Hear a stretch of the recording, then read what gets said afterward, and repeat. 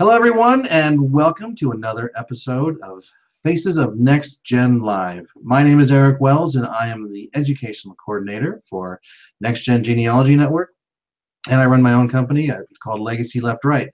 So, Faces of NextGen Live is a bi-monthly YouTube show, and we talked with different genealogists and kind of get to know how they got interested in genealogy and a little bit more about them. So today, I am extremely excited that we get to talk to Melissa Barker. Melissa, how are you doing today? I'm doing great, Eric. How are you? I'm doing pretty darn good. I can't complain. I love doing this, and so being able to sit down with you, it makes my day that much better. Well, I love talking about genealogy and archives, and so this is going to be fun. Yes, you're known on the interwebs as the Archive Lady. Yes, a couple of years ago, I was trying to find some sort of a brand for myself, and I had someone call me the archive lady, and I thought, there it is. And so that's the Twitter handle you go by, right? Now, my Twitter handle is at TN Archivist. TN Archivist, and that stands for Tennessee Archivist. Uh, Yes, so you're the archive lady. Tell us a little bit about what you do. I am the archivist for the Houston County Tennessee Archives. I'm a certified archives manager, and I work in an archives every single day. I get to work in old records, photographs, artifacts, and have a lot of fun. And I get to help genealogists that walk in my door. That's kind of the thing that we were talking about a little bit earlier. That archives can be a little bit scary for us genealogists. Um, it seems like the online stuff is so much easier. You can do a little search and click, and even the courthouses in some cases are easier. But archives kind of freak us out a little bit, or some of us, anyways. And that's kind of your message, isn't it? That It is, and I wonder if everybody's scared because a lot of these archives are in like basements, because that's where mine is. It's in a basement of the courthouse. And it can be. I've seen since I've became an archivist about 7 years ago. Um, I've seen these people walk in and they look a little intimidated. And so I started the Archive Lady because I want genealogists and any researcher to know that it's not scary. You know, we're there to help you. And we have tons of records that are not online. I know you don't want to hear that, but we really have tons of records that are not online. And, you know, just talk to us, ask us, because a lot of these records, of course, are behind closed doors or they're in vaults. But I'm kind of trying to get the message out there that there's records on shelves waiting to be discovered by genealogists. And so I try to talk about what kinds of records and how to talk to archivists and get your hands on them. I think that for me, one of the things I find daunting about archives is that I just don't know where to start. I don't know necessarily like if uh, if the search would even be fruitful, per se, or and maybe even a waste of time. It's not necessarily the basement. I don't mind the basement, but I think it's more of just being uncertain about what's in the collection. I think what I try to tell genealogists, I do a free genealogy class here locally at my library, and I'm always telling them wherever you're researching, you know, start local. Call these places and find out who is the historical society. Do they have records? Same with the genealogical society. What kind of archives do they have? Do they have museums? That's one thing that I have learned actually when I became an archivist is that a lot of museums have archived records in back rooms. Oh wow.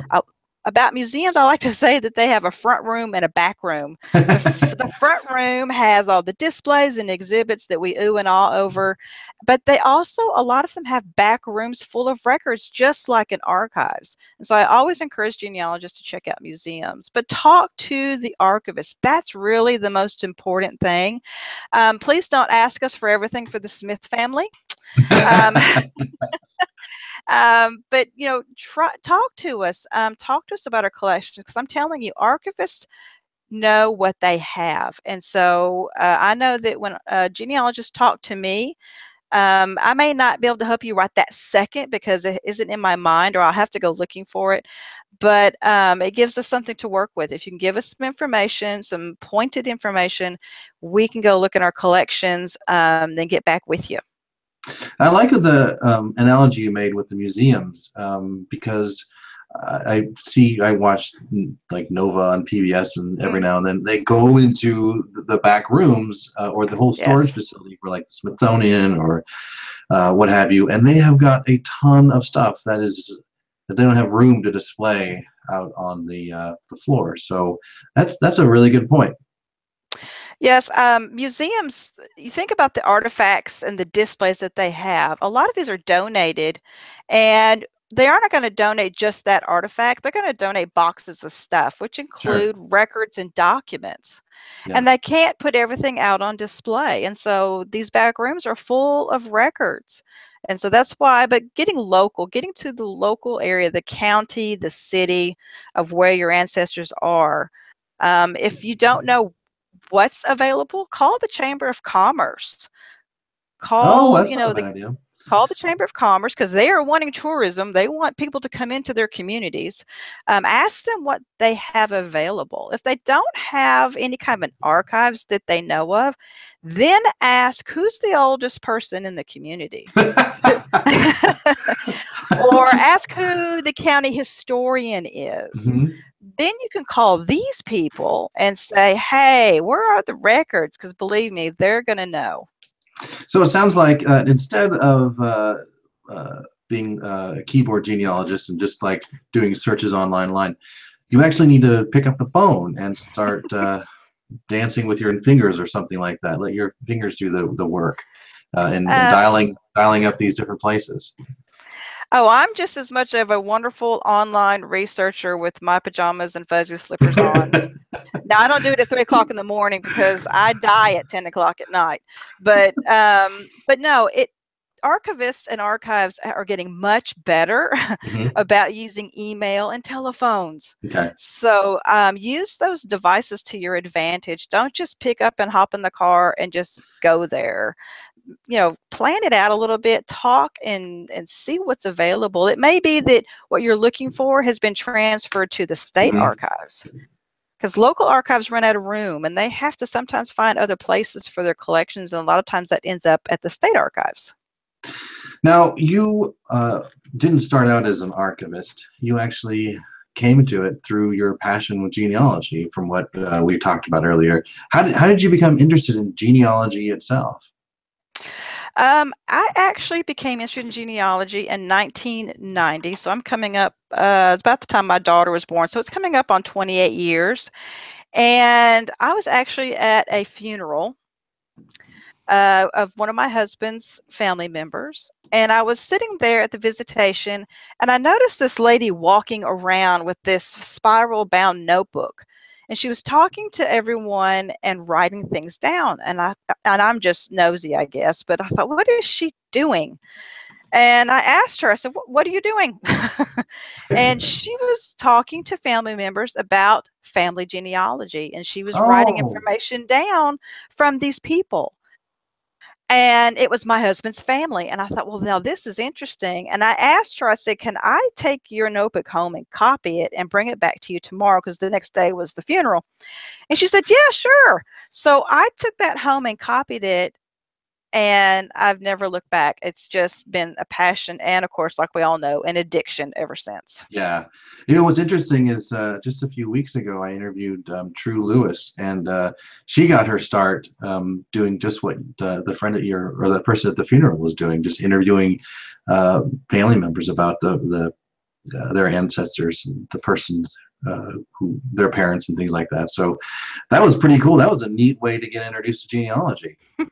Yes, it was, and you never know when the bug is going to bite you. But I'm glad that it did, because it has been just a wonderful hobby at first. And then in 2004, I turned it into a profession. I became a professional genealogist. But I'm one of these genealogists that wants to know more than dates and places. I want to know what Yeah. my ancestors had for breakfast. I want to know, what their hobbies were. Just I Sure. want to know everything I can find out about them. Yeah, the dates and places, those are great and all, but they don't tell you who the person is necessarily. I think what an ancestor had for breakfast would tell you more about a person maybe than dates and places. So I love that. What of all the ancestors that you found of your own, what one would you want to meet the most? I would have to say one of my husband's ancestors. I researched both my family and his family. His family are mainly all from Tennessee. My family are from West Virginia and Ohio and Pennsylvania. He has an ancestor that just absolutely fascinates me. And I think it's because I have found so much information on him. And his name is Jesse Glasgow. And Oh, he was an interesting character. I just would love to go back in time and just sit down and talk to him. yeah. He What about what time period was this? he was born in 1811, about 1811, 1816, and he died in 1897. Oh, that's a good long life. Yes, and he did a lot of things in his life, which makes him so interesting. That's why I tell genealogists, dig up everything you can, because it just makes them come to life. But the very first one, early on when I was a genealogist, of course, we learn as we go along. We don't Hmm. know how to do all the research techniques. Well, I learned very early on that he lived here about 10, 15 minutes from me in a little city called Cumberland City. And he actually enlisted in a Union Illinois regiment during the Civil War.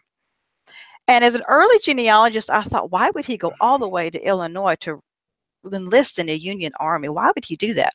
Right. Well, later, after I learned more research techniques, I actually learned and did research and figured out that the Illinois regiment actually came to the Battle of Fort Donelson, which is only Mm. about 20 minutes from my house. And he enlisted with them while they were here. Wow.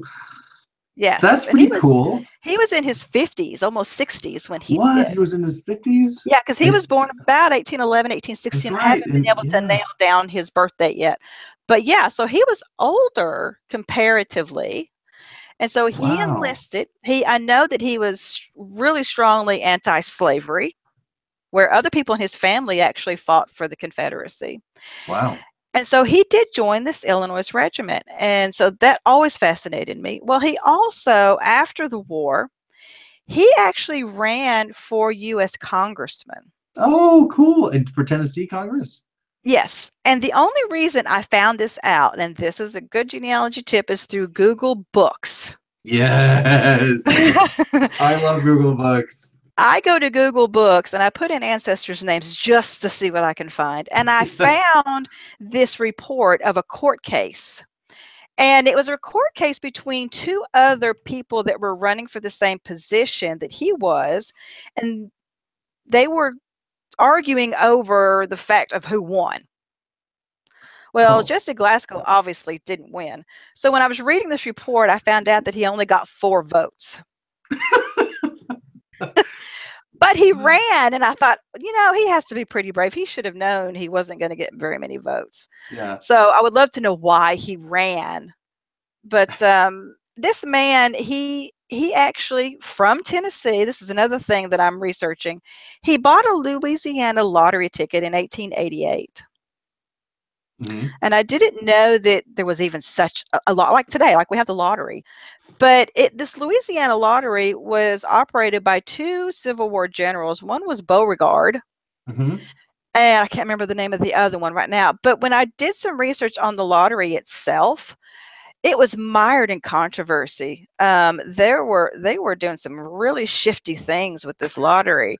But I found the newspaper article in our local newspaper of the time that he must have seen advertising this Louisiana lottery, and he bought a lottery ticket. I have a copy of the receipt that they sent him for the lottery What? ticket. Really? Yes, I do. How did you get a copy of the receipt? Was it in an archive? It was in an archives. He was living, the little city of Cumberland City is in a place called Stewart County, Tennessee, and they have an archives. Uh-huh. I was actually attending the Archives Institute. That's where I received my training, and it was at the Tennessee State Library and Archives to be a certified archives manager. One of the other students was a lady who was becoming the archivist for Stewart County. And she raised her hand to ask a question about how to archive a certain set of papers. And she said that these are just a bunch of receipts for a gentleman named Jesse Glasgow. No way. Yes. And I'm sitting next to her, and I know that my You were jaw sitting just next to her? dropped. Yes, I did. And I knew her because she's like we call them a sister county because our county was formed out of Oh. part of her county. So when she said his name, I just about fell out off the floor. I said, oh my goodness. And so these were just a stack of about 80 different receipts that were found in a box.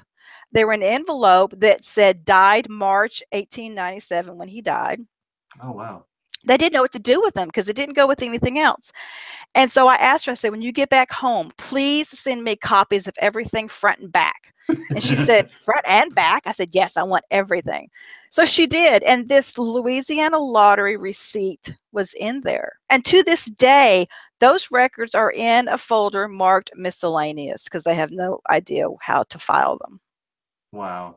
That's a great story. I mean, just total coincidence sitting next to Yes, someone who got some paperwork about your ancestor. that's right. And those records are not online anywhere. At an archive convention or training even. That's It was a training. Yep. I love it. So in all of the work you've been doing, what's your most interesting or the most surprising discovery you've had? Besides Jesse Glasgow, I have another ancestor, actually my ancestor, Miss Elizabeth DeBolt is her name. She this is kind of be one of those kind of gross things, but it was very interesting to me. Okay, I like the Okay. ancestors that get into trouble and Yep. that have really weird things happen to them. She died by getting hit by a train. Oh, geez. And so she had gone to the store. She was died in 1929, and I have the coroner's reports and investigations from it. And I was reading through there, and the poor lady was carrying groceries, and the witnesses said that it looked like she was trying to get across the tracks before the train got there, and she didn't make it. Oh. And so she was hit by the train.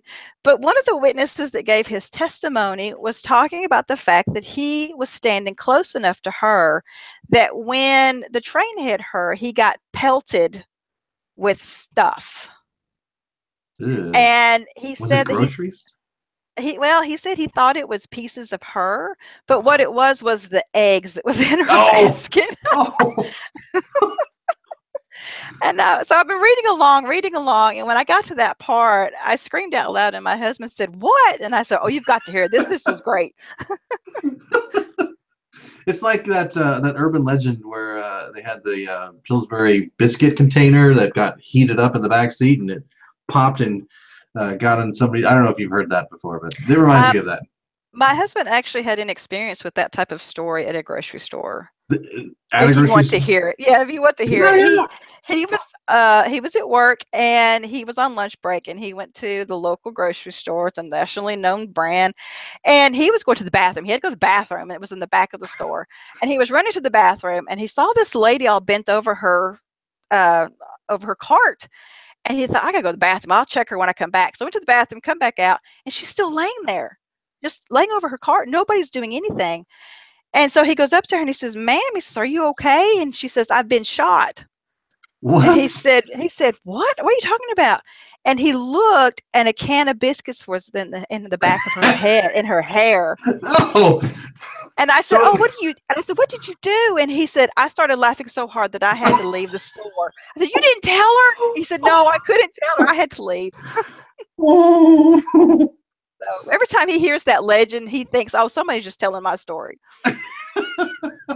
Yeah, that could very well be. So, what is one of your most favorite book? One of your favorite books, like genealogy related or otherwise? Well, I'm kind of boring. My husband says I read boring books and watch boring things on TV, but I love it. One of my favorites is actually Evidence Explained, believe it or not. Oh yeah. I read it like a novel. And I'll tell you, I mean, my source citations really need help. As much as I study that book, I don't feel like they're ever satisfactory. So another one is Organizing Your Genealogy by Drew Smith. It's a pretty Oh, recent, but I absolutely, it's one of the best books I think on organization. we had And Drew Smith on here in the spring or so. He's fantastic. yes, I watched that. It was really a good interview too. Um, Professional Genealogy by Elizabeth Shawn Mills. Can you tell she lives in Tennessee and I really like her? Um, I was actually in the Pro Gen class, the very first Pro Gen class in 2008 and 2009. And so, of course, we used that book to go through Pro Gen. Mhm. And a book that I really, really like that is considered historical fiction is Devil in the White City by Eric Larson. It Devil is in absolutely fantastic. Yes, the Devil in White the White City City. by Eric It who? is a book of Eric Larson, All right. and I think it's E-R-I-K. I Oh. think that's how it's spelled. But the book is about the 1893 Chicago World's Fair. So it follows that. But at the same time, he tells the story of H.H. Holmes, the serial killer. Mm. Oh wow. I He just, ties the two it's, together. yes, because H.H. Holmes was in the city when the World's Fair was going on. Mm. I'm not a huge reader of fiction or those of just, anything that's fiction, but this is historical fiction. And there's a lot of true history in this book. And the way Eric Larson writes, I like the way he writes. So I always recommend, anybody says, a good book to read, I always recommend Devil in the White City. Got it. I'll have to pick that one up then. I kind of like that historical fiction stuff. In fact, I probably got hooked on it back in way back in school when I read Johnny Tremain. That was pretty Yep. fun. Yep. But when you're doing your research, where's one of the best places that you like to do? Where do you love to do genealogy research? No surprise, my favorite place to do genealogy research is at the Tennessee State Library and Archives in Nashville, Tennessee. I call that my home away from home. In fact, I was just there this past Thursday. I mentioned earlier, I think, that I received my training to be an archivist at the Archives Institute. Tennessee archivists are extremely lucky that the Tennessee State Library and Archives offers their potential and we're currently working archivists training at the Archives Institute. It's a 3-year program. Oh And at the wow. end of that program, you become a certified archives manager. To their archivists, to volunteers in the archives, anyone who's working with an archives. So this past Thursday, they were having the Archives Institute, and they had asked me to come and speak to the students this year. So I Oh, got to how go back there. cool. It was a great honor because I keep telling them they need to have a graduate program or at least a day spa for archivists where we can come for a day, get filled up, and then go back to our own archives. But it's a fantastic training. If anyone lives in Tennessee and is working in an archives or even volunteering, check into going to the Archives Institute. Now we got a question from the audience, Oh boy. and it's very in depth and deep. So brace yourself. You've got an interesting collection of teapots right above your head on a shelf behind you. Oh, Tell us about those. okay. Well, it's a whole set. It's called they're called cat. It's a cat teapot and all kinds of things. There's They're actually cat. an interesting Oh, family story behind this. I can see the My cats on the grandmother. teapots Can you now. see the cats? I'll move Yeah. just a little bit.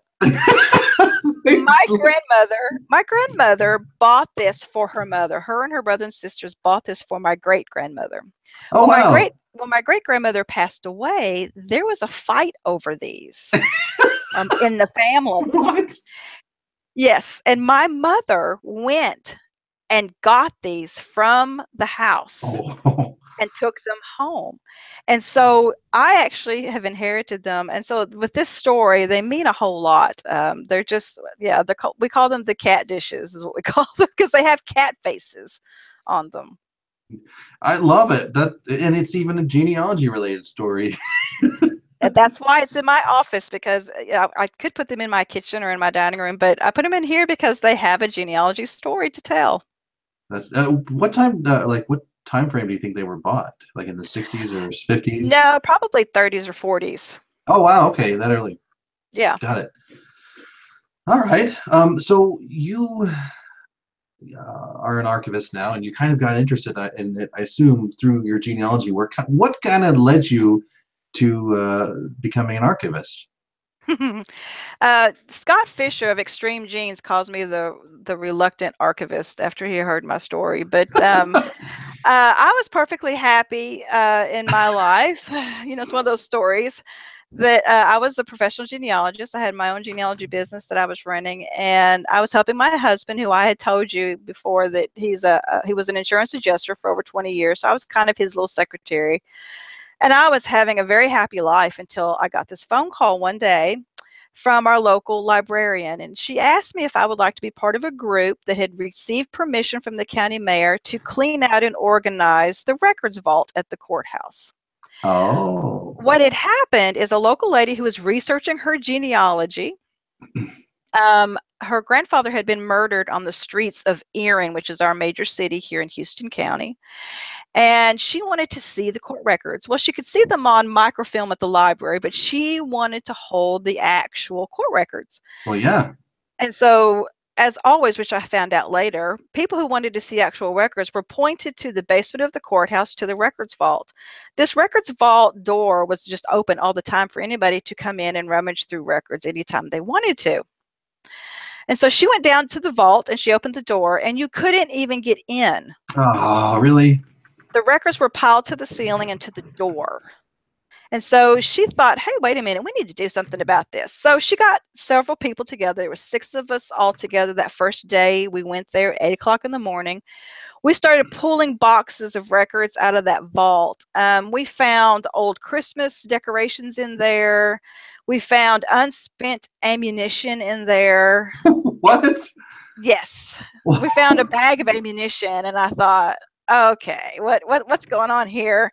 Then we found evidence from court cases just on shelves and laying around. And I thought, you know, if you're still in jail and your court comes back up again, you don't want your evidence just laying around everywhere.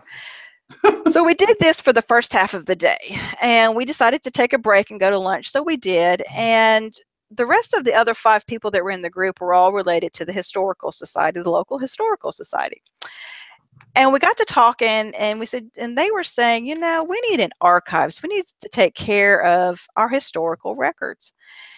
And then came the big question. They said, well, we need someone to head this up. And of course, nobody raised their hands. Everyone sat on their hands. And then everyone just proceeded to turn around and look at me and say, Melissa, you need to do this because you're a genealogist, and so you can do this. And I was like, oh, no, not me. Don't ask me. Please don't ask. I have no idea what an archivist is. I see them when I go do research. You know, I'm not an archivist. And they're like, yes, you need to do this. We need to save our records. You know, it was the cry of save the records, you know. And so I said, well, okay, I'll see what I can do. That was in August of 2010. By November 15th of 2010, our county legislative body approved a resolution to establish an archives in our county. And I also started attending the Archives Institute. In February of 2011, they hired me as the very first county archivist. Oh my gosh. That's Yes. awesome. We have records dating back to 1871, and they have never been archived or organized or anything. There's some that have been microfilmed. That back in the 70s, the Tennessee State Library and Archives actually had this program where they went to every county and tried to archive or to microfilm as much as they could. But other than that, nothing's ever been done with our records. And so I got to be the first one to actually get in there and archive them. Wow. Well, thank you. Good job. That's fantastic. So yes, I'm kind of the reluctant archivist, but really, I wish I had found the archivist position or the archives work 30 years ago, because this is what I've been trying to find to do with the rest of my life. Got it. Well, I'm glad you finally found it. I am too. So you probably have some idea then about digitizing the archives. Um, it it sounds like that's kind of an expensive process. Is it kind of expensive, or because look, a lot of people are, or a lot of societies and historical and counties are looking for grants to do that kind of stuff. You tell me a little bit about that? Yes, I will be honest with you. We have not started the digitization process in Houston County because of the cost Uh-huh. and the time involved. Some people think you could just lay records on a flatbed scanner and that's digitizing. And it really isn't. You need to use specific equipment. You need to do it in a specific way. And it takes a lot of man hours to do this, which you're going to have to pay someone to do this. And so we are probably just a few years out from starting a digitization project. There are grant monies out there that you can, locally here in Tennessee, our Tennessee State Library and Archives offers grants every year to their county archives. We have received grant money to purchase archival boxes, file folders, shelving, the basic things Yeah. for the last 7 years. And so, I'm hoping in the next couple of years we can start delving into the digitization process. It sounds like the first step was really just getting everything organized, and it sounds like it's taken about 7 years just to do that. Yes, and that's another thing I try to teach genealogists. Something to ask about when you go to an archives. Ask them about their unprocessed records. Oh, I want okay. everybody to Unprocessed. put that on your to-do list. Unprocessed records, because every archives has shelves after shelves of unprocessed records. And these are records that have been donated. They have been initially kind of cataloged as to what they are, but they're sitting on a shelf waiting to be processed by an archivist. And so if you're going to go to an archives or call or email, ask them about their unprocessed records, because they do have an idea of what they have. If you're at the archives, they possibly might let you look at them. Got it. Not all of them will, but if you're very nice maybe, or explain to them you've come a long way and you really are trying to figure out this family, or just give them something that, make them feel sorry for you maybe, they might let you look at unprocessed records. And so these are records that are sitting on shelves waiting to be processed, which means they're waiting to be cleaned, flattened, put in file folders, and then have a finding aid or something like that done so that it's ready for researchers. Got it. When you first started getting into genealogy, what was the one thing that you would wish you had known? Was it like how awesome archives are? It is. And now that I am an archivist, I can say I wish I had known about manuscript collections and Uh-huh. vertical files. Oh, okay. Because manuscript collections and vertical files are usually behind closed doors. They're in the back storage room, or what we call the stacks. And many people think they're one and the same, and they're not. They're two totally different types of records collections. Vertical files are usually records, and they're a hodgepodge of records. They're usually things that don't go with the larger collection, or a newspaper clipping, or a family group sheet, something like that that's been donated, and they go into vertical files. And these are put in files, and they are labeled either by surname or subject name, and then they're put in filing cabinets. Mm-hmm. But they can contain some of the most interesting pieces of information and records that can help you with your research. Got it. Yeah, I talked with Michael Lacapo earlier, and he is all about the manuscripts, and just Yes. thinks And they're then, the of course, greatest thing. manuscript collections are totally different from vertical files. Manuscript collections are collections of records, like when if someone passes away and they want to donate their whole genealogy records collection. That would be a manuscript collection. Ah, okay. And usually with the manuscript collection, you're going to have a finding aid, and that is your map to that collection. Mm-hmm. So always ask to look at the index of finding aids. And what you want to look at specifically in a finding aid is the contents list. The The contents contents list. list, yes, it is a folder by folder, box by box listing of what's in the collection. Got it. These are manuscript collections and vertical files most of the time are not online. You might find the index online, but they're hardly ever digitized and put online. Got it. This is where you're going to find your scrapbooks, your diaries, and things like that. All right. So there's scrapbooks. Yes. Geez, I didn't even thought about that. Yes. In fact, I'm now in the middle of processing a scrapbook for a lady named Evelyn Ellis. And she had a very interesting scrapbook. She would take, let's just say, for instance, a Baby Ruth candy bar. And her scrapbook's from the 1930s and 40s. And this Baby Ruth candy bar wrapper is huge. Not like today. It's absolutely huge. And she would paste that in her scrapbook, and then she would like journal. She would say, "Remember the day that I was with so and so and ate this candy bar," and she put the date. What? Wow. And so I'm processing her scrapbook now, and in her scrapbook she has an original Grand Ole Opry ticket from 1939, from where she went to the Grand Ole Opry. That's really cool. It's very, very cool.